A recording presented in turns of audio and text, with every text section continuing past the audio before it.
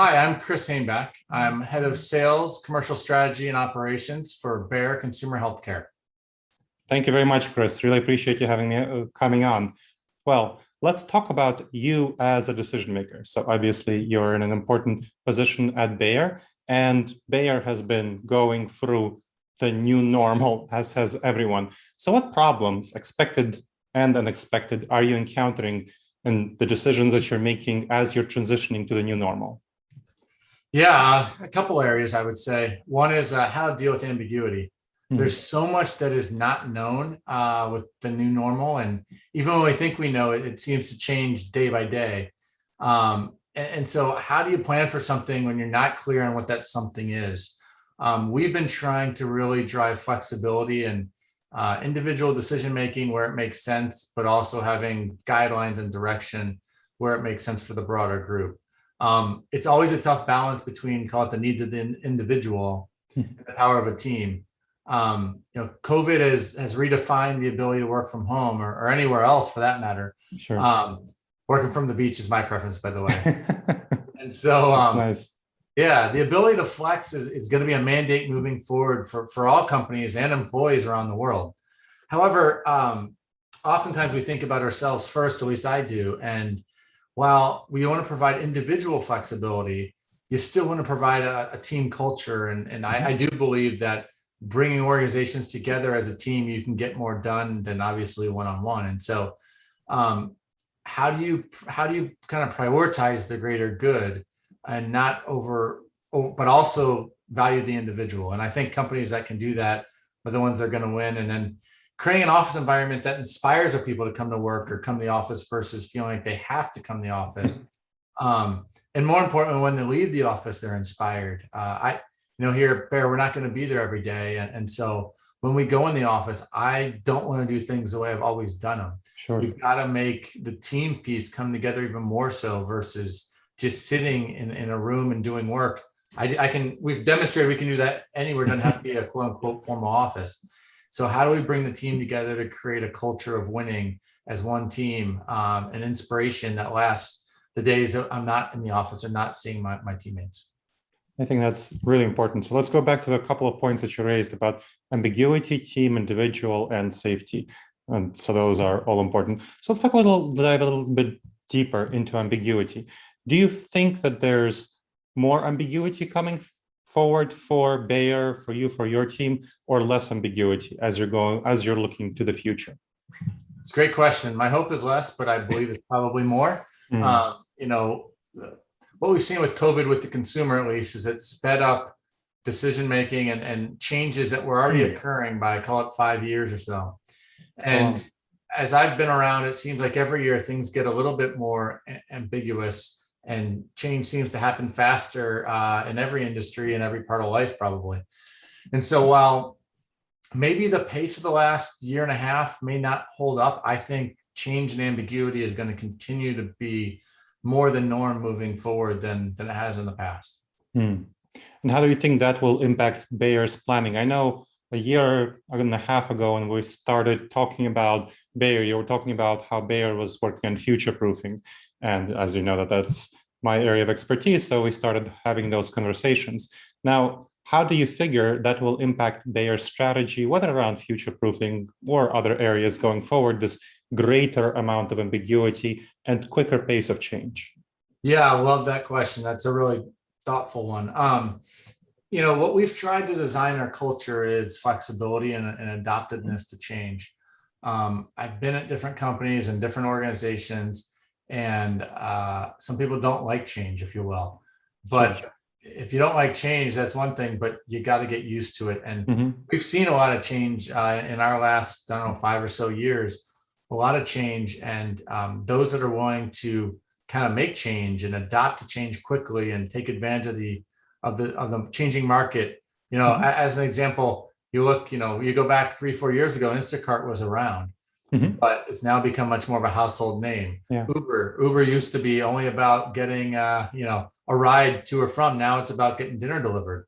Sure. These companies have figured out ways to take change and adapt quickly and try different things. There's a lot of things that haven't worked that people have tried. It's this spirit of it's safe to try, and to adopt and move on quickly when thing doesn't work, take the good parts and reapply it.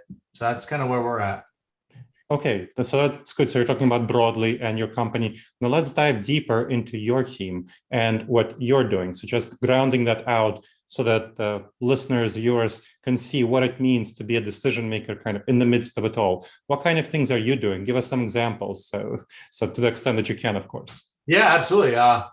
Tuesday we spent 6 hours, my lead team together, and we actually spent time learning more about each other. One of the things I find is speed is enabled by trust. And trust is a tough word, right? Because if I say I don't trust you versus I do trust you, it tends to be binary, right? Yes. Trust is actually a continuum. And the more that we get to know each other as who we are and how we're built, and start to uncover biases, unconscious biases, and background, I believe every person is kind of a conglomeration of experiences that they've been through, and obviously genetics too. But as you start to understand where people came from, you can better predict and understand where they're going to go. And I think by investing, so as I said, we spent 5 hours. We did, it's actually right in front of me, ironically. We call it the lifeline, and the y-axis is about happiness. The x-axis is about time.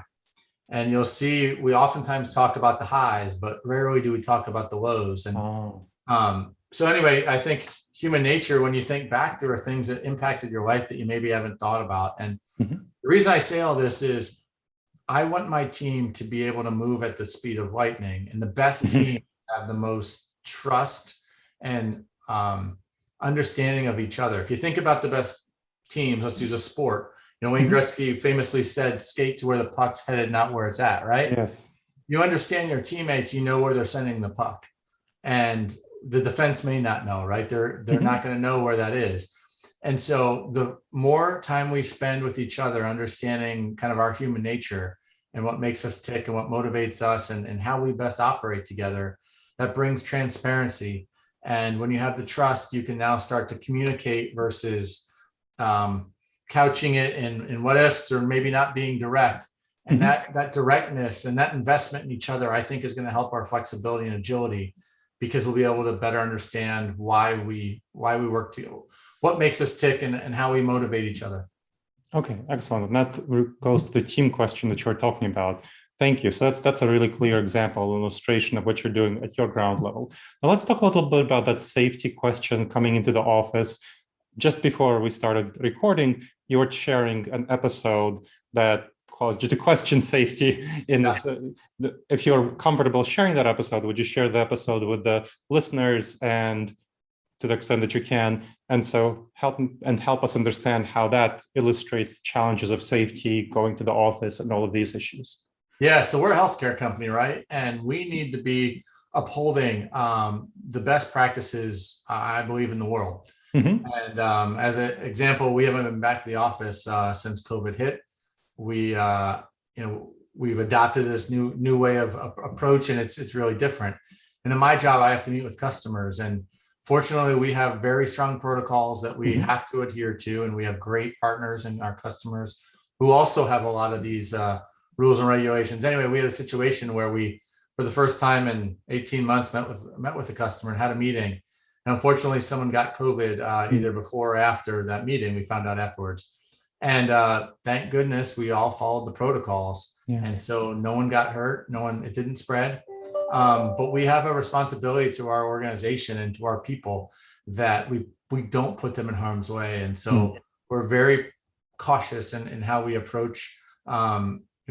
We spend a lot of time talking to the government, understanding the CDC, and obviously we have a pharma division as well.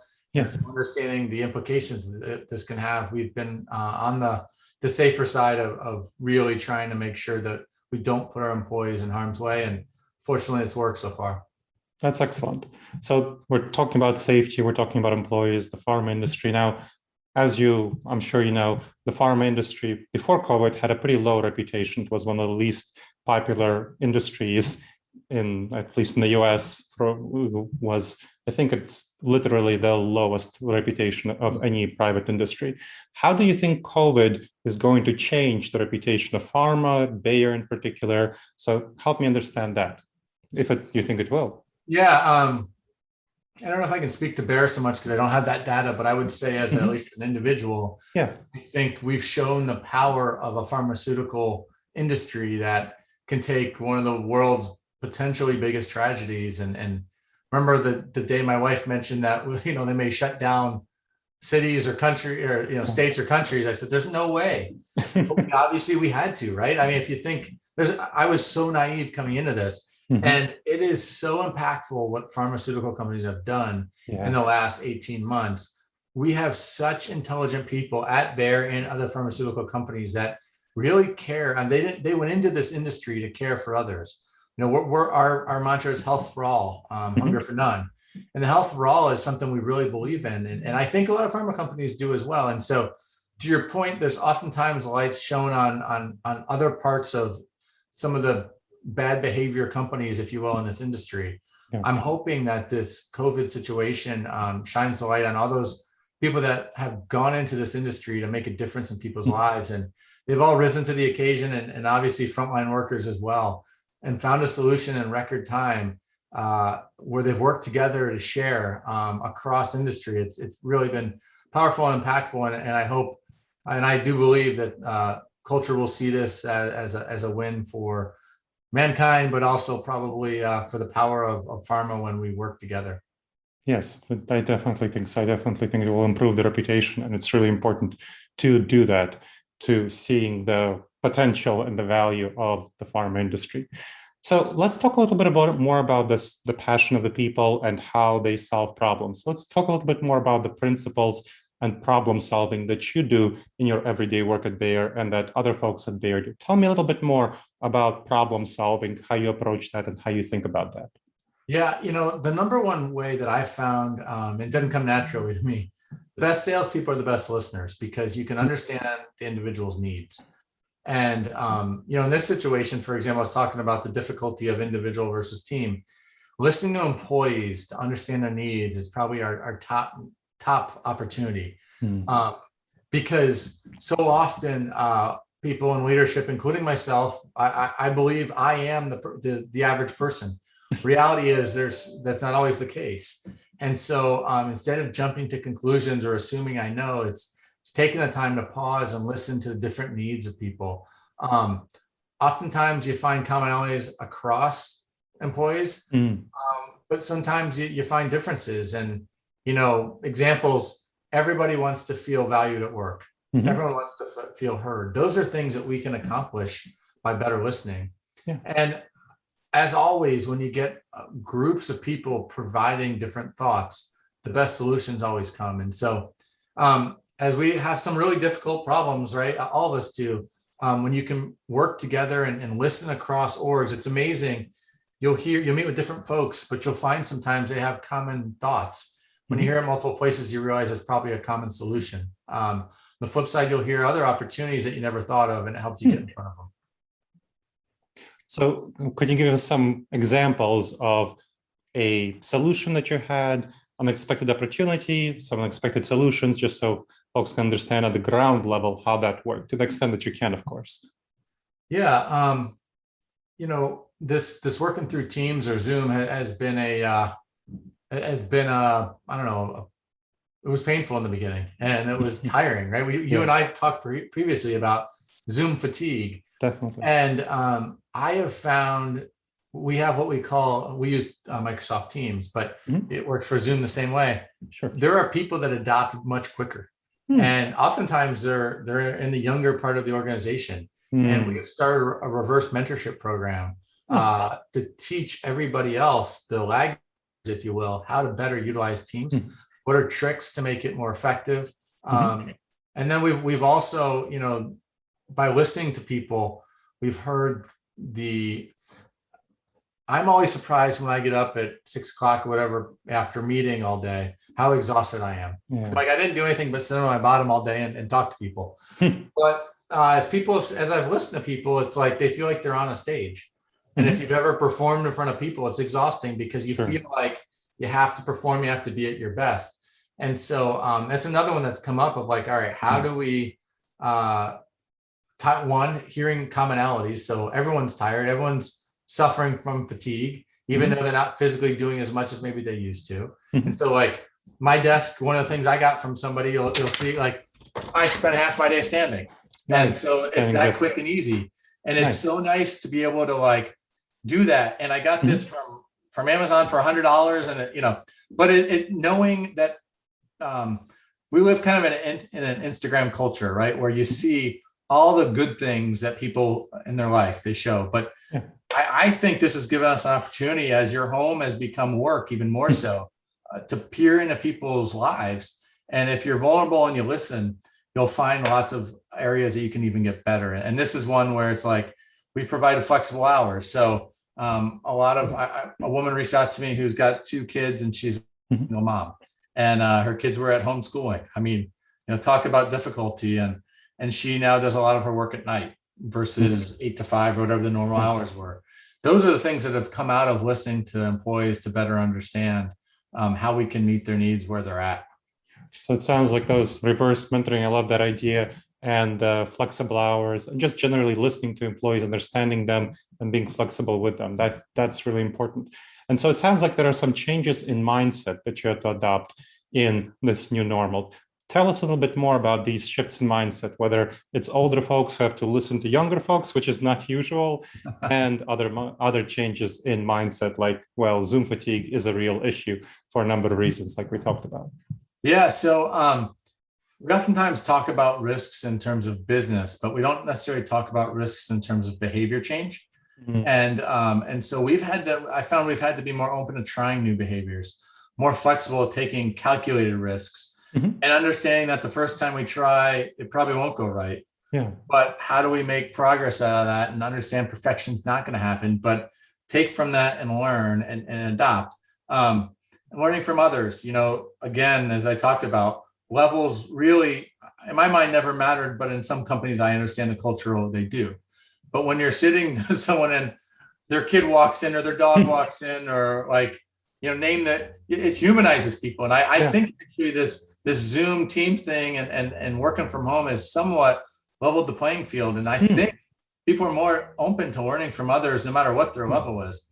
Others in our industry, but also others outside. Other, part of the reason you and I have talked to understand what the best in class is doing, because best in class aren't necessarily in our same industry. Sure. And then realize that the solution today may not be right for today, or may not be right tomorrow. And things are changing, as you and I talked about earlier, so rapidly that we have to be willing to adjust and understand that didn't work today.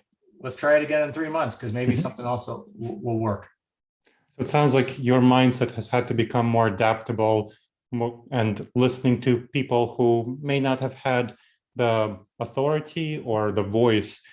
Can you give us some examples of some positive outcomes from that? Yeah, so I would tell you almost every piece of our culture that's shifted. And I go back to a year and a half ago, we left the office and literally thought we'd be gone for at most 2 weeks, probably 2 days. Yeah. And now it's been a year and a half and we haven't been in the office. And, and you and I talked this too, we were doing happy hours in the beginning, things like that. But I screwed up. I was doing one-on-ones with all my direct reports, but one of the things I learned, someone was leaving the company, I connected with her, and I learned so much about what she was going through, and she had such good ideas that were unfiltered. And so now I'm meeting with every person in my organization for one-on-one, not in 1 week. I'm spreading out over a bit of time because it's a pretty big org, but in those situations, I'm trying to do a lot more listening than speaking. Great. Understand what opportunities are. And one of them, for example, we've pivoted our town hall. We have a town hall once a month, and it used to be really about the business. And now we've added a lot more personal stuff, I would say, or things about the organization or the culture. And then I also have people, it used to be quote unquote, the higher level people speaking. And we've really done a change in terms of filtering to get different people from the organization talking and getting their thoughts and showing their leadership, because again, and sometimes in business, experience does help in certain areas, but we're all at the same level in some cases of working from home and working in this type of environment. And there are people that are surging to the front in terms of their flexibility or ways of working that we're trying to give also pulpits to teach people like myself how to be better. Mm. It sounds like those. So the kind of concrete examples, the ones which is definitely a best practice, and I talk about that in my book, Returning to the Office and Leading Hybrid and Remote Teams, benchmarking to best practices for competitive advantage. Definitely want to be doing that. And also sounds like the town halls have been really helpful. Cool. Let me circle back to something that you and I talked about earlier, the future proofing. So what steps you were doing future proofing a year and a half ago? What are you doing now to avoid those dangerous threats and seize those golden opportunities, which is what future proofing is all about? Yeah, so I think part of it is trying to embed in our culture. We've identified really 3 areas that we're going after. And this has accelerated with COVID, and I think needs to accelerate even post-COVID. So you and I have talked today even about flexibility, right? And oftentimes people think flexibility is working from home versus working from the office. But reality is flexibility is about how to adapt, change to different situations. And as we also talked about, trying to look forward, I think there's more ambiguity coming than not. So if you want a future proof, I actually think we say tomorrow the sky's gonna be blue. What if it's orange? Yeah. Right. So it's not about planning for blue, it's planning for the ability to be flexible if it's orange. What does that entail? The second one is inclusion. So there is so many different backgrounds of folks. And as I said, I think it's even come more to light as we've gotten closer to people personally because we're in their homes with our cameras. And so making people understand who they are and that it's okay to bring their full self to work. And we talk a lot about that. And I think sometimes it's easy to fall to full self is all the good things. And reality is, we all have opportunity areas and things that we don't post on Instagram or whatnot. And we need to be valued for who we are and bring those different points of view to light. And so it's really about inclusion. And the third one is performance. In all this stuff, we still have a business to run and organizations to lead. And so performance isn't just business. It's how to get the best out of your organization, how to have the best team. And in business, it's about the numbers. So to your point, a few months after COVID, we stepped back and started designing our organization to meet the new needs of consumers, customers, and employees. And these three things really popped out. And originally we were looking at 5 years out, but we quickly realized the speed of change. 5 years was kind of now. And so we've been trying to speed information flow so that we can better make decisions. And then I love this concept, team of teams. The gist of it is basically agile teams and team of teams, there's a lot of similarities. What's common is getting information flow to those points where decisions can be made the quickest. So we've made a lot of investment in AI and information stacks, et cetera, to get information to the points that decisions are best made versus losing time, as we talked about, like bringing the information back to a centralized leadership decision-making. If things are happening quickly, you lose the agility and the flexibility. And so we're trying to empower our employees to lead change versus it just being a centralized choice. And by investing in data analytics, but also in the capabilities of our people. And so good and bad, there's pros and cons to this. If you provide more opportunity to invest in capabilities and make it more of instead of a push, make it a pull, people can find, because we have flexibility. There are days that my kids aren't home now, right? They were home last year, they were sitting here and I didn't have as much time. But we've set aside Fridays, for example. Every other Friday is a learning day. And we cancel all meetings. And the idea is to go invest in yourself. Again, if I feel confident in my people out in the field, in particular the salespeople calling on customers, if I can get them all the right information and I can get them the capabilities, now instead of one person making a decision, I've got hundreds of people making decisions. That's going to be a much better organization. And honestly, they're much closer to the customer and the information. So they're going to make better decisions than I would anyway. So it sounds like there are 4 key themes: flexibility, inclusion, performance, and decentralization of authority, kind of pushing that authority down. Those are the 4 key themes that you and Bayer more broadly are looking at improving, addressing to future-proof. Absolutely. All right, great.